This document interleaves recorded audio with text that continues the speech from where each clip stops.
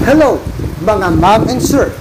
Welcome to another episode here at JM Talks.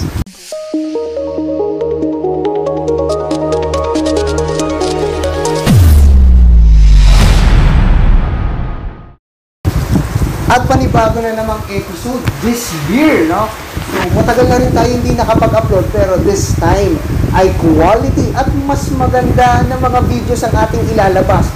At alamin na natin at kilalanin na natin ang magiging guest natin. Pinakamaganda ito sa nakilala ko. At syempre, isa siya sa mga hinahangaan sa aming lokal. Di na natin ito patatagalin pa. Tatawagin na natin ang ating guest. Walang iba kundi si Ka Beverly Basa. Hello po, Ka Beverly. Kamusta po? Hello po, Ka Beverly. Maraming salamat po sa pagpapa-unlock dito sa ating episode 12, JM Talk. So, ang topic pala natin ngayon ay mabuting magulang para sundin ang kanilang mga anak. So, makikita nyo na sa caption natin sa taas yung ating magiging topic for today. So, napakaganda ito. So, kamusta muna po kayo, Ka Beverly? Kamusta po ngayong araw? Okay naman po. Pwede ko po bang batiin mo na yung mga anak ko? Hi, Jan Berry, Jane Basa, Brigson Basa, Bernard Basa. I love you mga anak ko. Yes, love na love kayo. Baka may mga best friend pa po kayo na gustong batiin para papanood, ibang bansa man or sobrang dami nila. Sobrang dami para ano po, no? So, kilala niyo na daw sila. Baka kasi daw, kilala naman po kayo ni Ka Beverly. So, Ka Beverly, itong topic natin ito para magkaroon ng awareness yung mga magulang, ganun din ang mga anak regarding sa pamumuhay dito sa mundong ito. So, Ka Beverly, paano nga ba magpayo ang isang magulang para sundin sila ng kanilang mga anak? Nung kasi yung mga anak ko, nung mga maliliit pa sila, pinalaki ko talaga sila sa banal na tungkulin. Nung maliliit pa sila, normal na hindi sila nakaka-ensayo minsan, nakakatupad ng tungkulin. Pero talagang sabi sa Biblia, humawa ka ng pamalo at paluin mo. Talagang pinapalo ko sila hanggang sa nakasanayan na nila na laging tumutupad ng tungkulin, laging nag-iensayo, hanggang sa, at saka sa amin po, laging 6 p.m. pa lang, kailangan nasa loob na sila ng bahay. Ayoko kasi sa labas sila inaabot ng hating gabi. Hanggang sa lumaki po sila na may mga banal na takot, mananampalataya, hanggang sa mga nakatapos na ng pag-aaral.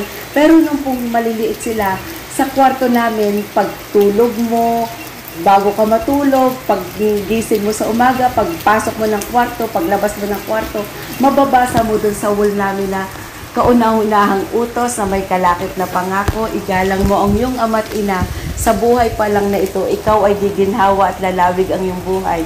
Kaya tumanim sa isip ng mga anak ko yan. Kaya lumaki silang mananampalataya, may banal na takot. Hanggang sa lumaki sila, nataglay-taglay nila yung mga tungkulin nila. Yun. So, yung sinasabi ni Ka Beverly na pagpalo, so yung pagpalo ng pagmamahal yun bilang magulang. Kasi yung iba may mga salita din. Kumbaga may different iba na pagsaway sa mga anak. Pero yun yung way ng Ka Beverly para mas mapamahal pa yung kanilang mga anak sa ginawang pagkakamali naman nila. Pero yung pagkakamali na yun, inatutuwid naman po, tama po, no? So, Ka Beverly, bukod pa po dun sa mga nasabi nyo, baka may idadagdag pa po kayo. Ka Beverly, meron pa po ba? Ang idadagdag ko, yung hanggang sa malalaki na sila ngayon, lagi kami may komunikasyon, lagi ko silang tinatawagan. Kasi yung isa kong anak sa Pasig na nakatira, si Brixon sa Caloocan, pero at saka yung isa nasa abroad. Pero kahit ganun pa man, yung isa ko kasing anak kasama ko dito sa bahay. Pero kahit ganun pa man, lagi kaming may komunikasyon, lagi ko silang tinatawagan, tinatanong, saka hindi ko sila tinatawag sa pangalan. Laging ang tawag ko sila anak. Yes, ang sweet. Kasi gusto kong ipakita sa kanila kung gaano ko sila kamahal at gusto ko ring malaman ninyo na napakabubuti ng mga anak ko talaga. Maniwala ka. Totoo po. Talagang lumaki silang mananampalataya. Hindi sila nakakalimot sa amin hanggang sa lagi nila kami tinatanong, Mama, may pera ka? May pera ba kayo dyan? Anong gusto mo? Padala kita. Magpapalala mo ba ako ng ulam nyo? Ganon. Grabe yung pagmamahal talaga para sundin siya ng kanyang mga anak. Pero Ka Beverly, ano yung mga nagiging problema at suliranin sa pagpapalaki sa mga anak? Uso po kasi ngayon yung mga pag hindi natin nakakausap ang ating mga anak, hindi natin alam, sorry, hindi natin alam, medyo may problema na pala sila. Usong-uso kasi ngayon ang depression, yung anxiety, yung mga, kasi gusto nilang gusto nila na makuha lahat yung gusto nila na isa ka sa sanlibutan na ito na marami silang pera. Pero hindi dapat ganun. Ang gawin po natin, lagi natin silang kakausapin, lagi natin silang tatanungin anong mga problema nyo.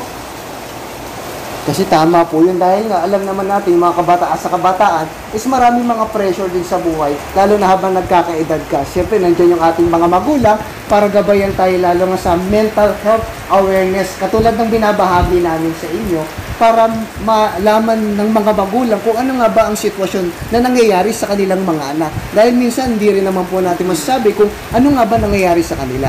So, nandyan po ang mga magulang. Pero ano pa po ba mga tendency na nagiging problema po Ka Beverly? Naiisip po ninyo. So, in your experience po. Kasi hindi ako nagkaroon ng maraming problema sa mga anak ko eh. Talagang tuloy-tuloy kasi pinalaki ko sila sa tungkulin, sa banal na sa paglilingkod sa Diyos. Tsaka lagi nakatanim sa isip nila yung utos ng Diyos na igalang mo ang iyong ama't ina. Kaya wala akong naging problema sa kanila. Yun po ang masasabi ko. Wala talaga. Kaya ang tama lang din po sinabi Ka Beverly, nasa pangangalaga din at pag-aalaga din ng magulang kung ano nga ba magiging refleksyon ng magiging anak po ninyo. Para malis yung problema, syempre, paglilingkod. Pagtupad ng tungkulin. Kaya kahit magkakalayo kayo, payapa yung loob nyo, yung isip mo, ay tumutupad ito, hindi ito mapapahamak. Kasi tumutupad siya ng tungkulin, masiglang naglilingkod sa Diyos. Yun po, kaya wala po ako naging problema sa mga anak ko. Kaya napakaganda po. Kaya ano po yung maipapayo nyo sa mga magulang upang sundin sila ng kanilang mga anak at magtagumpay din sila sa kanilang buhay? Ang maipapayo ko po, bata pa lang sila, akayin nyo na sa pagtupad ng tungkulin. Kung ayaw nila, wag silang dapat nasusunod. Kasi hindi dapat, kayo pa po yung magulang eh. Kayo po yung magulang niya eh. Bata pa sila, natural na kayo ang masunod, hindi sila. Hubugin niyo sila sa pagtupad ng tungkulin kasi yun ang kalalakihan nila. Hanggang sa lumaki sila, tatanim sa isip nila, dapat silang maglingkod sa Diyos, tumupad ng tungkulin. Para kahit magkakalayo man kayo, payapa ang inyong pamumuhay. Kaya payo ko po sa inyo, yung wall nyo, lagyan nyo ng sulat na kauna-unahang utos na may kalakip na pangako, igalang mo ang iyong ama't ina sa buhay pa lang na ito, ikaw ay giginhawa at lalawig ang inyong buhay. Talaga pong tatanim sa isip nila yan hanggang sa lumaki sila. Wala kayong magiging problema sa mga anak nyo. Promise ko yun sa inyo. Kaya nga bilang kaanib doon sa Iglesia ni Cristo o yung tinatawag na nasa Bacolod, yun yung sila yung talagang gumagabay sa mga anak. Kaya ngayon nga po, yung tinatawag natin Christian Family Organization, yung kapisanan, na lalong gumagabay sa mga magulang, ganun din sa mga anak, para sa pagpapalaki, para mas maging maganda. Kasi ganun po sa mga kaanib sa Iglesia ni Cristo, po yung tinatawag nating family-oriented. Kaya po, bilang kaanib din sa Iglesia ni Cristo, doon dapat din natin sundin. Lalo na rin sa mga hindi pa namin kapanampalataya, baka may gusto kayong sabihin sa kanila para mahikayat po natin sila na umanib din sa loob ng Iglesia ni Cristo. Baka po gusto nyong makinig sa aral ng Diyos. Dito po sa bahay namin, meron po kaming isinasagawa gabi-gabi na pakikinig ng mga salita ng Diyos. Welcome po kayo lahat. Malaman nyo, tunay na aral ng Diyos. Talagang ang Iglesia ni Cristo lang talaga ang maliligtas. Yeah. Nakasulat po sa Biblia talaga yan eh. Subukan yung makinig at malalaman nyo. Pwede kayong magtanong. Sabihin nyo, bakit Iglesia ni Cristo lang ang maliligtas? Paano naman kami? Itanong nyo po doon sa nagtuturo sa amin. Welcome na welcome po kayo. Kaya maraming salamat po Ka Beverly na binigyan nyo po kami ng chance para ma-interview po namin kayo dito sa JM Talk. So, makapagbigay ng inspirasyon, motivation, promoting Christian values sa mga magulang and din sa mga anak. Siyempre, isa rin po sa pagpapasalamat po namin Ka Beverly, no, sa pagpapa-unlock. Kaya kung nagustuhan niyo itong video na ito, huwag niyong kalilimutan na i-follow, i-like ang JM Talks Production Company. At tuloy-tuloy ang mga episodes natin. So, si Ka Beverly ang ating episode 12. Abangan ninyo ang episode 13, 14, 15, and etc. po. So maraming salamat po sa inyong panonood. Baka yung bago pala tayo matapos ka, Beverly, yung mga gusto po ninyong i-promote po pula. Pwede po ba ako mag-promote? Yes. Nagre-reels po ako, pakipollow nyo po ako. Tapos meron po ako, nag-online seller din po ako. Beverly Basa, Watch and Bag Certified Seller. Tapos Beverly Accessories and Bags. Basa's Merchandise. Yan po ang mga page ko. Tapos nagpapa-installment din po ako ng bigas. Yun. Yes, so Maraming salamat po. So, maraming salamat din po ka Beverly. So, alam niyo na kung saan kayo bibili. Kay ka Beverly na. So, meron naman siyang yung inyong professional Facebook page po, no? So, yung kanyang Facebook, hanapin niyo na lang po. Ilalagay po namin doon sa mismong caption, Beverly Basa. So, maraming salamat din po. So, yung trabaho po pala ng mga anak po ninyo bago tayo matapos. Yung panganay ko po, admin na sa Riyadh Wonderland.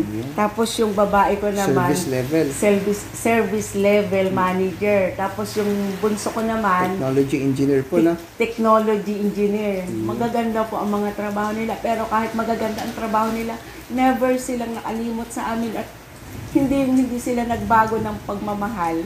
Yun lang po. Maraming salamat po. Hanggang sa muli, maraming salamat. Bye-bye!